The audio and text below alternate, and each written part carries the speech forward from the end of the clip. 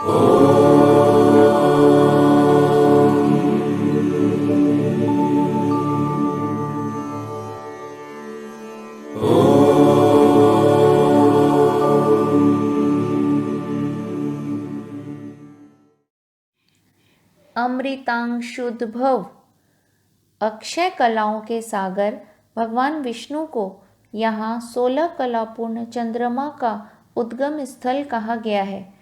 जब अमृत प्राप्ति हेतु क्षीर सागर का मंथन हुआ तब चंद्रमा परमात्मा रूपी क्षीर सागर से उत्पन्न हुआ। आध्यात्मिक रूप में चंद्र मन का अधिष्ठात्री देवता है। प्राणी के मन में अच्छे बुरे विचारों का मंथन भी निरंतर चलता है।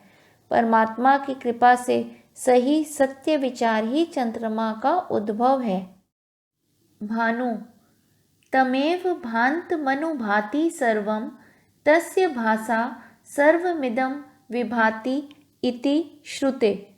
श्रुति कहती हैं सर्व प्रकाशित भगवान विश्व के हित के लिए स्वयं सूर्य के रूप में प्रकट होते हैं और पूर्ण सौर मंडल का अधिष्ठान भी स्वयं भगवान विष्णु ही हैं, इसलिए भानु नाम से विभूषित है।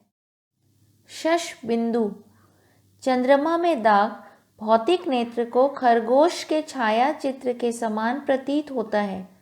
वह जिसमें खरगोश के आकार का बिंदु है वह शश बिंदु है। तात्पर्य चंद्रमा, क्योंकि परमेश्वर सबका पोषक है और वह स्वयं ही पूर्ण जगत भी है, वह चंद्रमा है जो रस से सारे वनस्पति जगत का पोषण करता है।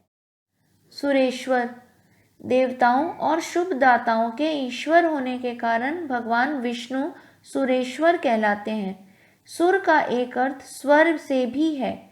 परमात्मा सुरेश्वर की आभा स्वर या अक्षर से प्रसूत होती है। सुर में सु का अर्थ बहुत तथा र देने वाले को भी कहते हैं, इसलिए सुर बहुत अधिक देने वाले को भी कहते हैं। औषधम औषधि नारायण संसार के दाहक दुखों का त्वरित उपचार करने के लिए दिव्य औषधि हैं। यदि हम इसे प्रत्यक्ष रूप से सभी शारीरिक रोगों के विशिष्ट उपचार के रूप में लें तो भी वह उचित है, क्योंकि शरीर के रोग मानसिक विघटन से ही उत्पन्न होते हैं और जब अंततः मानव श्रद्धा से ईश्वर को समर्पण करता है, परमेश्वर नारायण अपने भक्तों के सभी शारीरिक रोगों का विशिष्ट उपचार भी बन जाते हैं। जगत सेतु मुख्य भूमि के साथ दूर स्थित द्वीपों को जोड़ने के लिए जल पर जिस पुल का प्रतिपादन किया जाता है उसे सेतु कहते हैं। श्री रामचंद्र ऐसे सेतु की स्थापना करके लंका पहुंचे थे, इसलिए जगत सेतु का अर्थ है ईश्वर स्वयमेव वह सेतु है जिस पर चलने वाला व्यक्ति अहंकार केंद्रित अपूर्णताओं को पार करके सुरक्षा से आनंदमयी अनंत पूर्णता की अवस्था तक पहुंच जाता है। सत्य धर्म पराक्रम सत्य और धर्म के माध्यम से ही भगवान का पराक्रम प्रकट होता है। महर्षि वाल्मीकि जी ने भगवान श्री राम को सत्य पराक्रम, सत्य धर्म परायण तथा सत्य धर्म पराक्रम नाम से अनेकों बार विभूषित किया है।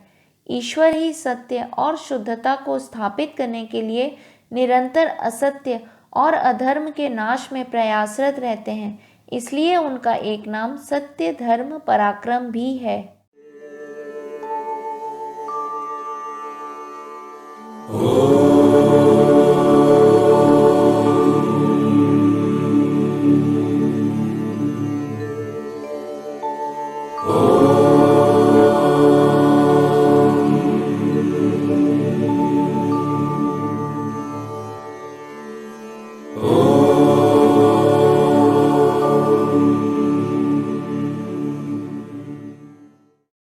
भूत भव्य भवननाथ तीनों काल, भूत, वर्तमान और भविष्य का ईश्वर, समय का परमेश्वर एक ही है, जिसकी उपस्थिति मात्र में समय का सिद्धांत संभव है। वेदांत पाठकों के लिए समय को विचारों में अंतराल बताया है और जो चैतन्य विचारों के उत्थान और क्षय को प्रकाशित करता है वह स्वयं काल का ईश्वर भूत भव्य भवननाथ हैं। पवन। भगवान विष्णु पवन बनकर सर्वस्व को पावन करते हैं और विश्व भर में जीवन प्रदान करने वाले वायुमंडल के रूप में प्रकट होकर चराचर जगत को प्राणों का आधार बांटते हैं। पावन। पावन नाम पवन और पावक के बीच संधायक है। पवन का सुगंध युक्त स्पर्श और पावक की दीप्ति का मंगलमय संगम ही पावन नाम है।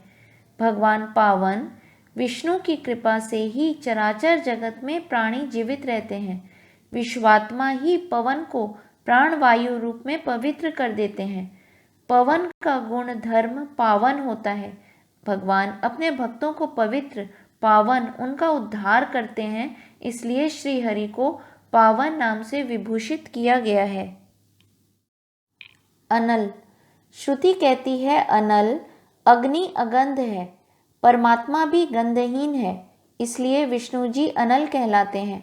अग्नि में कितनी भी वस्तुएं जलाई जाएं, वह बढ़ती ही जाती है।